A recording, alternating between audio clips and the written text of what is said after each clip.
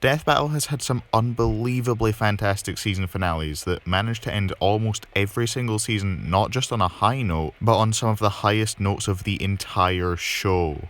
These episodes feel like genuinely important events for the show and have resulted in some of the most memorable moments and overall packages that Death Battle has ever produced. But Nemesis called dibs on talking about those, so I'm stuck with the premieres instead. Nemesis and I have basically the same ranking for the season finales though, so I'd recommend checking that video out if you want to see him talk about some actually memorable episodes. But for this video, I'm going to be talking about the season premieres. Death Battle rarely hits it out of the park with these. Hell, half the time they barely even hit the average mark. These premieres typically get overshadowed by the episode that comes directly afterwards, whether it's due to episode 2 having a more interesting matchup, being a generally better episode, or both.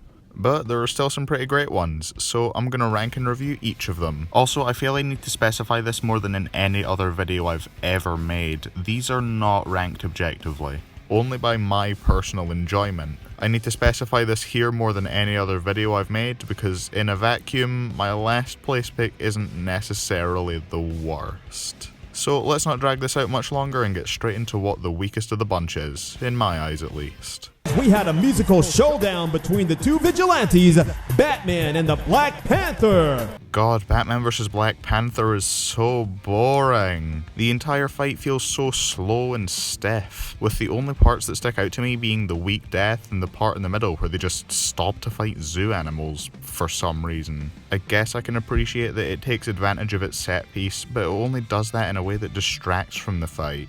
Outside of the death, where despite the killing blow being weak, I do legitimately like how the environment's used. Honestly, I wouldn't mind this as much if it wasn't the season premiere. As a random mid-season fight, sure, I guess. But when you're supposed to be getting your audience hyped for what's to come, it's typically not a great idea to hit them with a fight that lacks any form of personality, that people are only gonna remember as the episode where they brought Batman back for the third time for some reason. If they had to bring him back, why couldn't it have been against an actually interesting opponent? He's already fought 2 other Marvel characters, it's not like he had no other good ideas.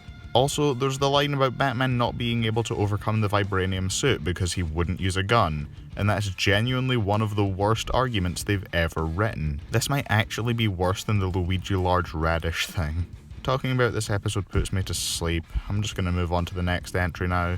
From this point on, at least I can say I like every other episode, at least a little bit. To challenge a king is to face the might of his people. What the fuck? Name? Lara Croft. Lara vs. Nathan is, I mean, it's fine, I guess. There's some alright hand-to-hand choreography, the voice acting's good, the escape from the collapsing temple's actually pretty exciting, and I don't mind the death as much as most people do. I think it's a decent way to show Nathan's luck finally running out.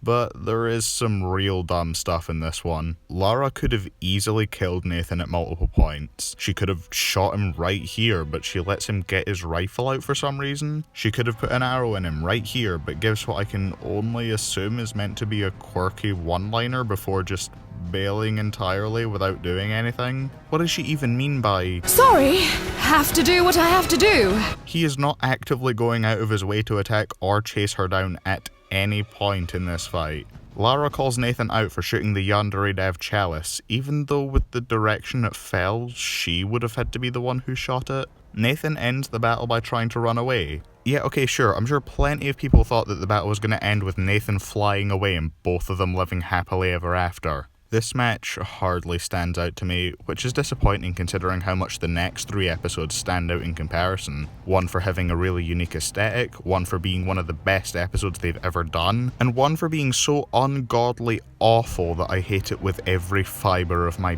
being. I feel strongly about these episodes one way or the other, but with Lara vs. Nathan, I feel next to nothing on it. I like it overall, I guess, but not a whole lot, and I have very little to say about it. That's right, Boomstick. Okay, so if I was trying to judge all of these episodes in a vacuum, holding them all to the same standards and was trying to rank them as objectively as I could, then of course Boba Fett vs. Samus is the worst one by a landslide.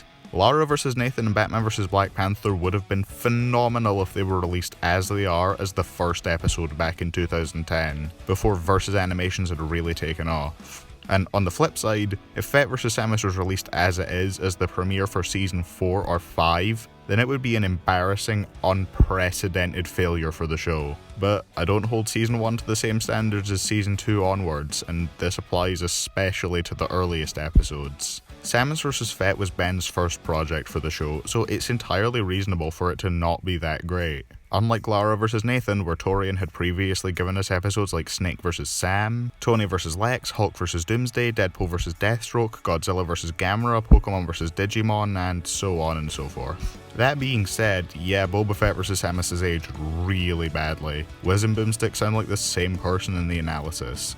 The writing's pretty bad, the animation's pretty slow, but I can't really bring myself to say that I dislike it. Everything's either really ironically funny to me, or full of a certain charm that only Season 1 of Death Battle can capture.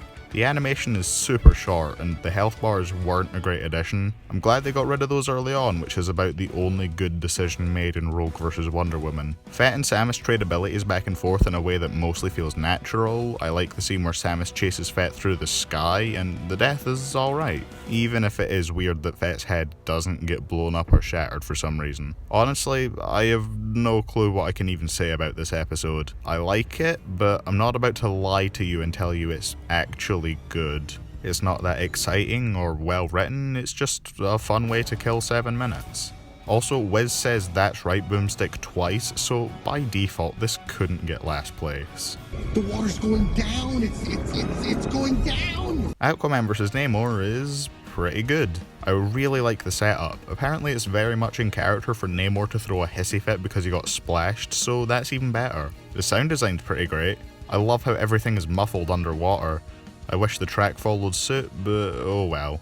Aquaman has some legitimately great quotable lines. He's just a joy to listen to in general. And the ending is genuinely amazing. I love the atmosphere of the pitch black, only illuminated by the flickering of the anglerfish lights. The only other death battle to do a similar thing, as far as I can remember at least, is Snake vs. Sam. And while this definitely does it weaker in that regard, being worse than Snake vs. Sam in any regard is hardly an insult. The anglerfish closing in every time they light up also creates a far more claustrophobic feel, and I love it. And it's all topped off with a fantastic death. Though this episode isn't amazing overall by any means. This is the first time we got 2 Marvel vs. DC fights in a row. I know there was a season break, but still.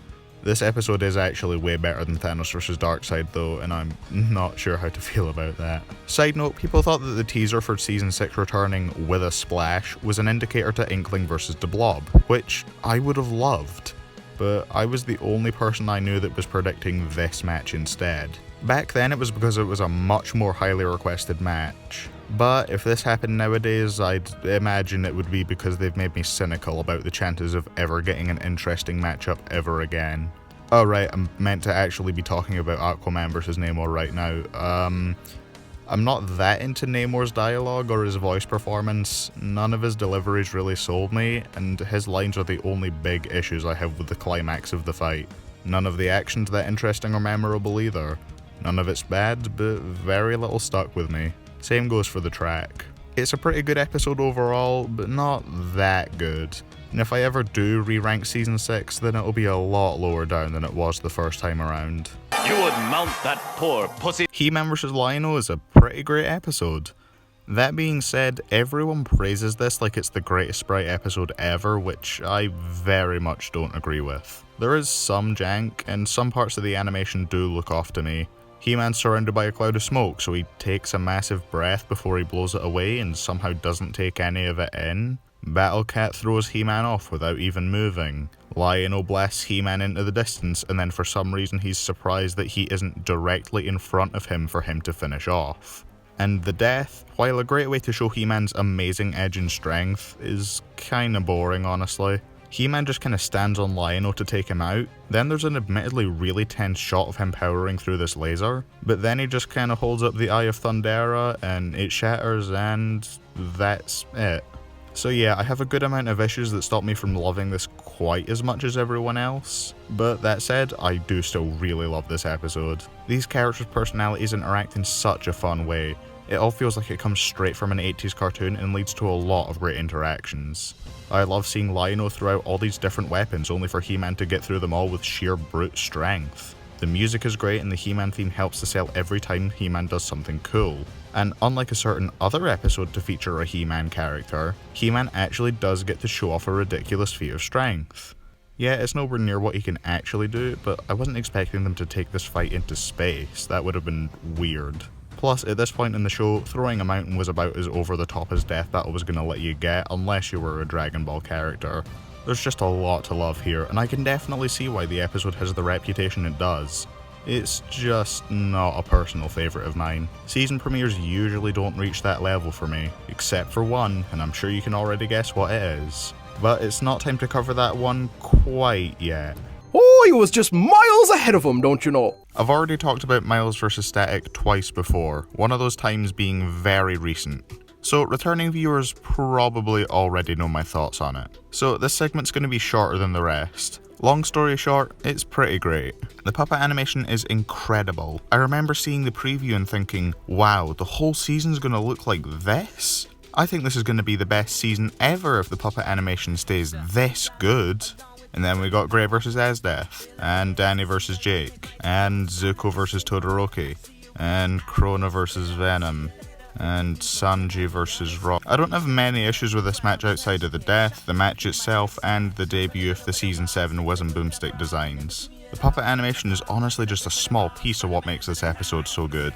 The voice acting works, the jokes land, the action is choreographed so well. It uses the Spider-Verse aesthetic flawlessly to make for one of the most visually unique episodes ever. It's just so good.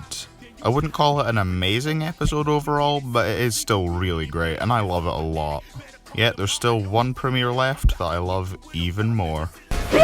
I am genuinely shocked at how amazing Dante vs. Bayonetta is. It astounds me at how by far the weakest season has by far the best season premiere. It isn't even close. Torian just went so above and beyond to create one of the most fun and exciting fights, not just of the season, but of the entire show as a whole. This was back in Torian's Death Battle Prime, where every fight he put out was around 6 minutes long and filled to the brim with incredibly well choreographed action from start to finish. Dante and Bayonetta play off each other so well in terms of both dialogue and choreography. Their massive arsenals of weapons make it so they're constantly bringing new stuff to the fight to keep it interesting. And stuff like the Quicksilver style and the move that broke Smash 4 are used in ways that directly counter each other, and I love that. Trish and John joining in the fight too for no other reason than Torian thinking it was cool makes it even more clear just how much he was putting into each and every one of his fights. They add a whole new dynamic for both sides, and their teamwork allows for even more interesting choreography. And it all culminates in a fantastic climax on that one Smash Bros stage, with both entering their final forms and Bayonetta summoning Madama Butterfly, only for Dante to murder her easily. Then they stab each other, which gives us a great fake out, followed by a really great death. I was unfortunately spoiled about Dante winning before the fight came out, and the spoiler included Dante throws a bunch of things at her, which I thought meant he just threw a bunch of chairs at her really hard. I saw this shot here and I thought that was when the animation was going to wrap up. Hot take, but I think the death we got was quite a bit better, and I'm glad the fight didn't end up being a sixth of the length. So yeah, fantastic episode. It's the best season premiere by far. Of course, it isn't perfect. There are a few bits of jank, one or two cringe lines, but not enough to ruin otherwise one of the best points of an otherwise pretty weak season. As you can probably tell, Death Battle season premieres are pretty hit or miss for me usually. But hopefully Season 8 is able to open with a match that blows everyone away, and not a fucking Marvel vs DC this time, please God. Hopefully you all enjoyed this video. Now, go check out Nemesis's video covering the finales. Who knows, maybe I'll give my own spin on that one someday.